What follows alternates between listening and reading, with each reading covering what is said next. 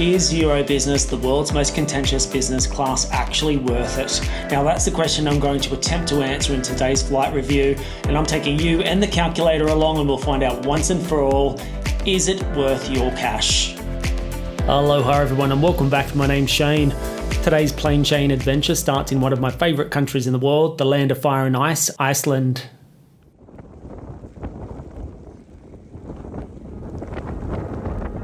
Climbing out of Reykjavik just before lunch, our journey will take us 2 hours and 33 minutes through to London Heathrow. If you haven't yet been acquainted with Eurobusiness, let me quickly rip off that band-aid. As the name suggests, it's European business class, and you typically find it on smaller jets like the A320 and 21. But instead of traditional business class seats, the carrier will fill the entire plane with economy-style seating, and then they impolitely split the economy cabin from the business cabin with an adjustable divider that they move backwards or forwards depending on demand. Today we'll be flying through to London in Club Europe, which is the British Airways version of Eurobusiness.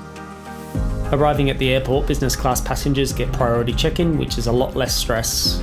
Now whipping out the calculator, if you're looking to put a price on priority check-in, boarding and baggage, we're going to open our tally at $40. Whilst this isn't offered for purchase by British Airways, it is actually on other airlines such as Etihad. One of the perks of Club Europe is that you'll enjoy a significantly greater luggage limit.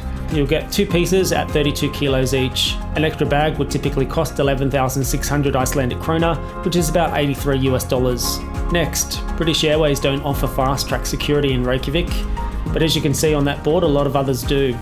But you will get fast track on flights departing London.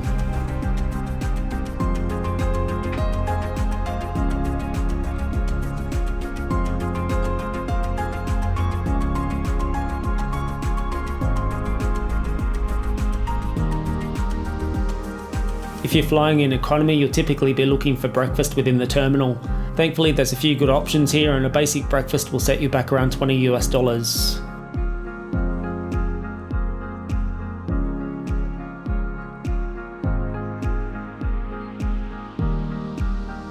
IcelandAir is the national carrier and operates the only lounge in this airport. It's called the Saga Lounge, and as far as lounges go, it's a good one.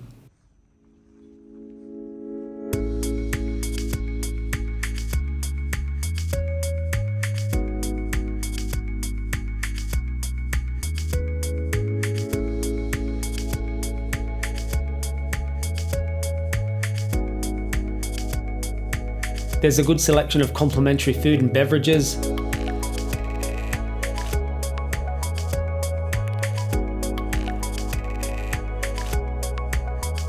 And so many different seating areas you could almost get lost. Now this is one we can definitely add to the tally. While day passes aren't available for purchase, it's an exclusive benefit. We can look at other airlines like American, who charge $59 for a lounge pass.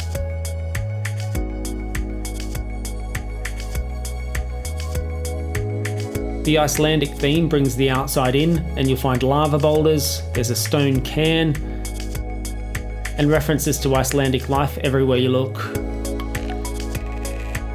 If I can ask for your help, if you can hit that like button, this will help me grow the channel and enable me to develop more content like this. When there's wild weather, you could possibly end up spending more time here than in the air if there's any kind of delay.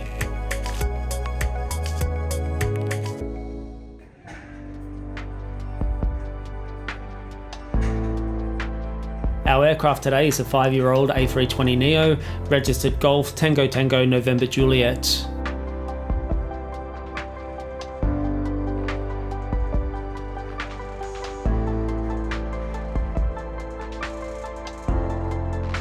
On board you'll find seating for a maximum capacity of 180 passengers.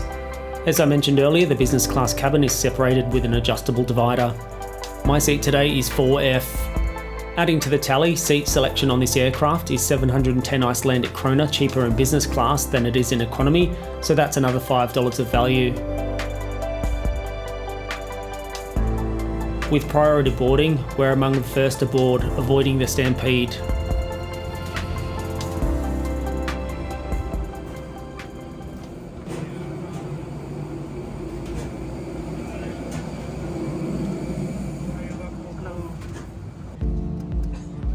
These leather upholstered seats from BE Aerospace have a 4-way adjustable headrest, and magazine storage at eye level. The seat width is 17.7 inches, but the seat pitch is only 30 inches. You'd expect that kind of pitch on a budget carrier, not in business class.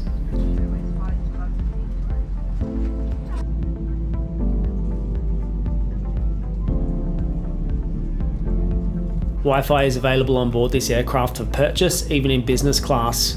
However, signing up to the British Airways Executive Club Frequent Flyer program, you can get a basic messaging package for free. There's AC power and a USB plug beneath the seat, if you can find it.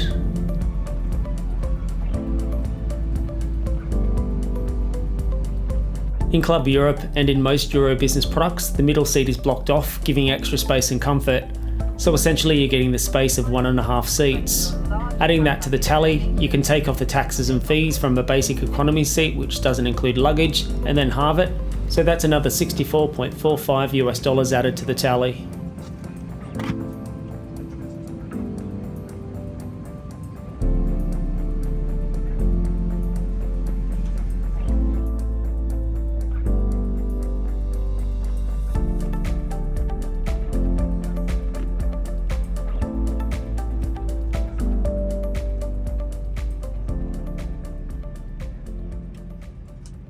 Please ensure your seatbelt is fastened. It must be worn whenever the sides are on, and it is fastened and adjusted like this and opened like this. For your comfort and safety, we do recommend to keep your seatbelt fastened and visible at all times.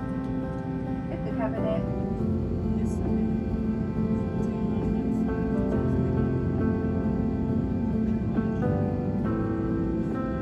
Thank you, cabin crew. Seats and takeoff.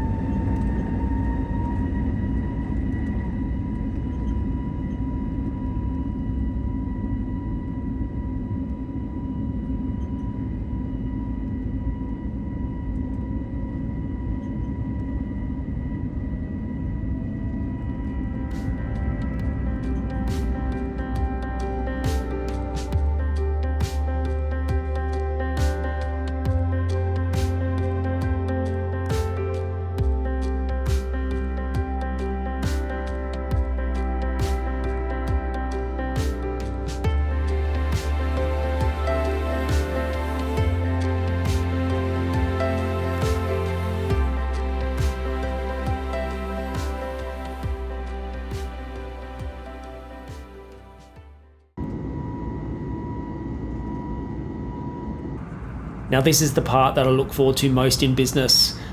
British Airways always seem to put on a good lunch even on smaller aircraft. Unless you're in economy, that is.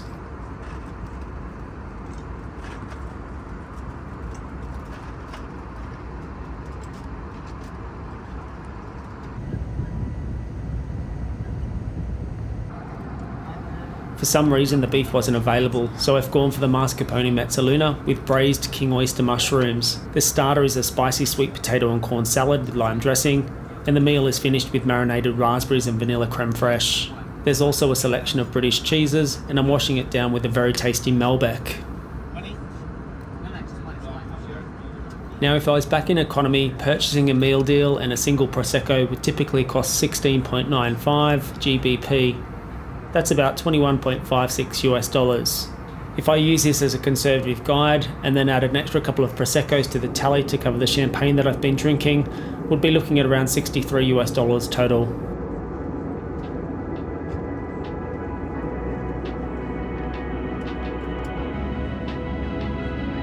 I don't know about you, but I don't think there's any price that you could put on the feeling of being above the clouds.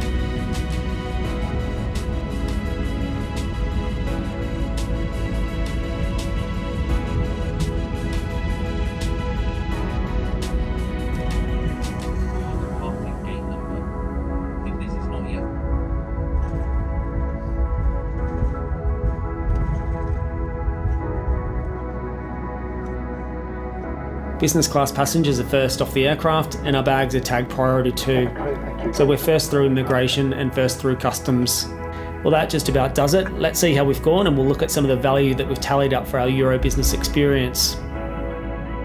So will the difference between economy and business be more than $325? Well, the answer is less, 212 US dollars.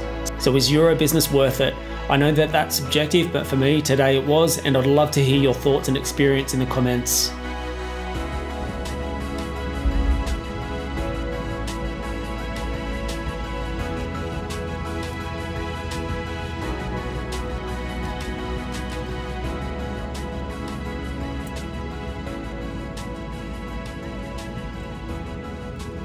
That's all I have for you today. I hope you've enjoyed this video. Welcome to London. Thanks for watching, and until next time, safe travels.